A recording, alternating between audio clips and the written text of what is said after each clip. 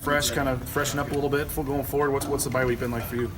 It's been good. We've been able to get our legs back a little bit, but also still practicing and watching film from last week and just finding ways to get better. Physical player like you, would you have rather had the bye week maybe a little later in the season? I mean, were you still feeling pretty fresh this early? Oh, yeah, I'm still feeling pretty fresh. I mean, yeah, it'd be nice to have it later on, but it's fine right now. Tyler was saying you guys were taking this time to really kind of go back and self-scout and really kind of take advantage of the time and try to see where you guys can improve and things like that. What has this week been like? We just went back to work on a lot of the fundamental things, not the big picture. We really don't have a true game planning yet, so it's basically like a practice that we would do early on in fall camp and get the young guys in there, get their feet wet a little bit, get them ready. When you look at your first two games and the run game's first two games, what have you liked about it? And this week, what have been something maybe you want to focus on and get a little better? The last couple of weeks have been good, but I feel like we can improve everywhere. Just with me running the ball, hitting the right holes, offensive linemen coming off, being physical. But we will continue to get better throughout the year. Has it helped, playing kind of two different games? I mean, that first game, Harsin said you guys didn't have any adversity, and you had a lot in the second one. So does that at least help a little bit that they've been two different games and having a bye now, you can still take something from it? Yeah, we could take something from both of the games, and I'm happy we got some adversity early on in the season just to test and see where we are mentally and physically and what we could change and go back on. When Tyler was saying when he first saw on the schedule that the bye was so early, he was kind of wary of it because it's kind of ended up being a good thing. What was your first reaction, and in the end, has it been a good thing? Yeah, at first I wasn't a fan of it, but after going through these 2 weeks, and you gotta be able to get used to that game play and after the game and how your body's gonna feel after. So having those two games early on and just getting used to it again, and it really helped us. So now we know what to expect throughout these last however many games we're going to play.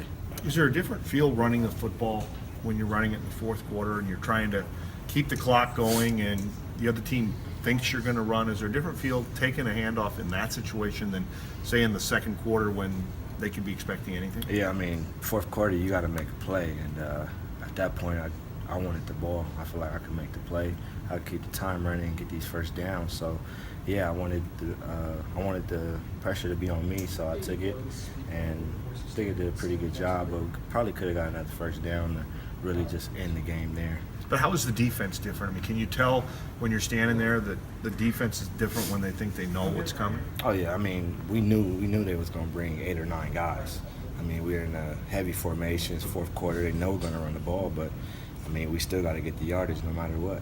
Well, Mike Leach been doing a lot of talking this week. I don't know if you've heard any of that, but said after the game they beat you guys in every facet except for the toughness. I mean, when you hear something like that, what does that make you feel? I mean, some Boise State fans thought he was kind of taking a shot at you guys.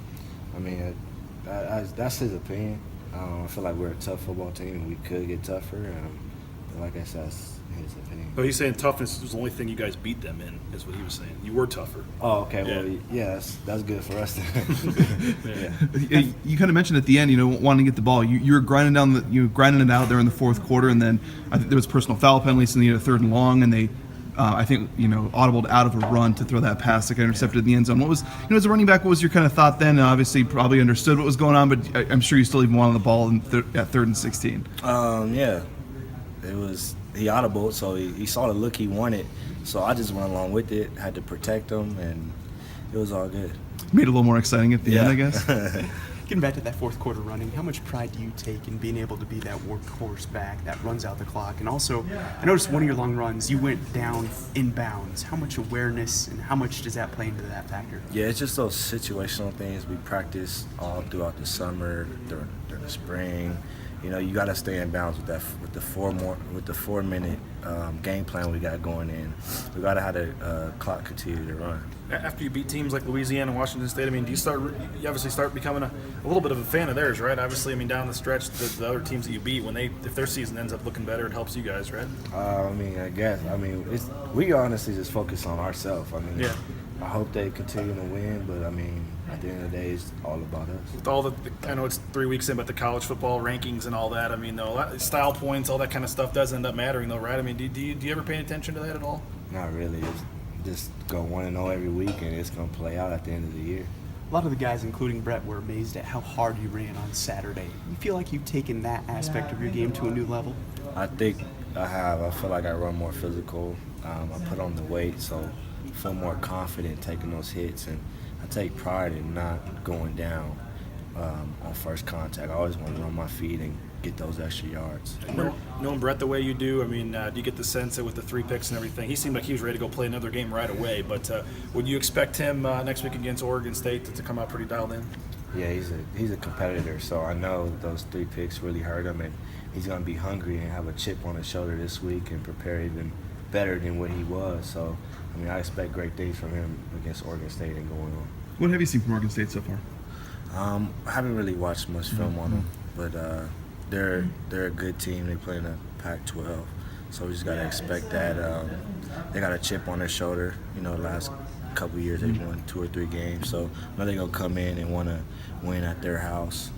You've kind of said this year, we talked to you before the season, you talked about one of the things that's been big for you is nutrition. You said that's been has that been more of an emphasis this year, and how much, has that been important for you to be where you're at today? Yeah, I mean, I just want to put the right things in my body so that I can finish the whole year.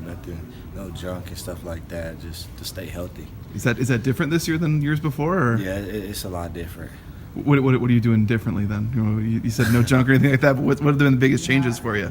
It's just cooking more food at home instead of eating out and fast food restaurants, things like that. And Sam, we were talking to him a little bit. What's impressed you about him? It sounds like this first 2 games he's been getting sacks. He blocked a field goal. You go against him in practice quite a bit. What's the most impressive thing about him to you? His motor. It never stops. I've been seeing that since the end of last year, going into spring. I know he has a chip on his shoulder, and like I said, he just does not stop. Fourth quarter, first quarter, it's the same motor. You say you noticed that since the end of last year, that that he knew this opportunity was coming where he was going to be called upon. I mean, could you kind of feel that? I did. He was going into his senior year. He's a captain. A lot of guys look up to him, so he has to continue to play and get better. And I feel like he answered the bell, and he's a great leader for us. And his motor just doesn't stop. So. The O-line, I mean, a couple games in, obviously, with Mason taking over at center, and we kind of rotating a little bit at left tackle. What have you seen from the line so far? How have they played? They've been playing great. I mean, the offensive line is everything for a running back. So I love those guys, and they've been very physical, and they've been looking out for me. I've been looking out for them, and I feel like we're on the same page, and we got something special. 2 weeks in, how do you think you've played? Played okay. I can get better, but yeah, it's all right. Having